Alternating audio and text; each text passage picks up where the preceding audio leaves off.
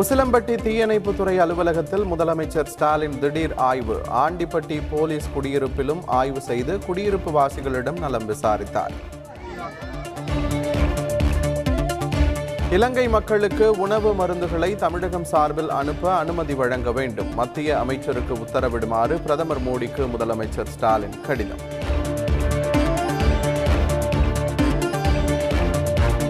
தமிழக வரலாற்றில் இல்லாத அளவுக்கு ஒருநாள் மின் பயன்பாடு பதிவாகியுள்ளது. 387 மில்லியன் யூனிட் மின்சாரம் பயன்படுத்தப்பட்டுள்ளதாக அமைச்சர் செந்தில் பாலாஜி தகவல்.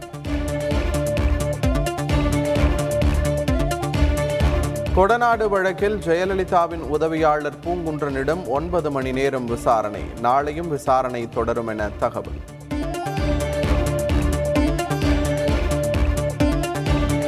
சீனாவில் படிக்கும் மாணவர்கள் வரும் 8ஆம் தேதிக்குள் விவரங்களை தர வேண்டும். சீனாவில் உள்ள இந்திய தூதரகம் அழைப்பு.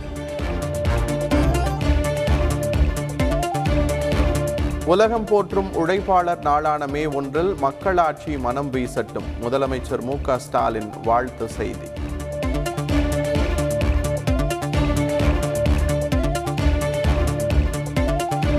சென்னையில் பெற்ற மகளை பாலியல் வன்கொடுமை செய்த தந்தைக்கு மரண தண்டனை. உடந்தையாக இருந்த தாய்க்கு ஆயுள் தண்டனை விதித்து போக்சோ சிறப்பு நீதிமன்றம் தீர்ப்பு.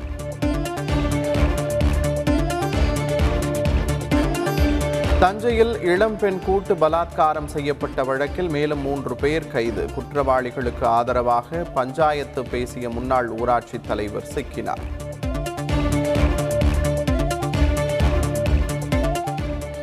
சென்னை மடிப்பாக்கம் திமுக நிர்வாகி செல்வம் கொலை வழக்கில் மேலும் 4 பேர் கைது. வட்ட செயலாளர் பதவிக்காக 40 லட்சம் ரூபாய் கொடுத்து கூலிப்படை மூலம் கொன்றது அம்பலம்.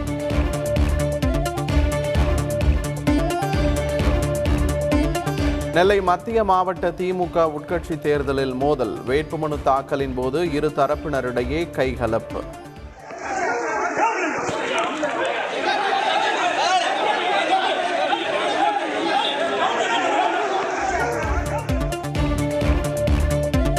சீக்கிய சமூக பிரதிநிதிகளுக்கு விருந்து அளித்தார் பிரதமர் மோடி. சீக்கிய சமூகம் இல்லாத இந்திய வரலாறு முழுமை பெறாது என பாராட்டு.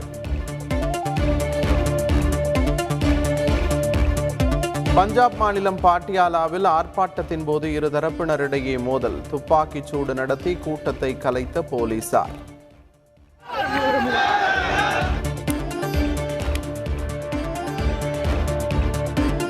ஏழு புதிய பாதுகாப்புத்துறை நிறுவனங்களில் லாபம் ஈட்டிய 6 நிறுவனங்கள். பாதுகாப்புத்துறை அமைச்சகம் தகவல்.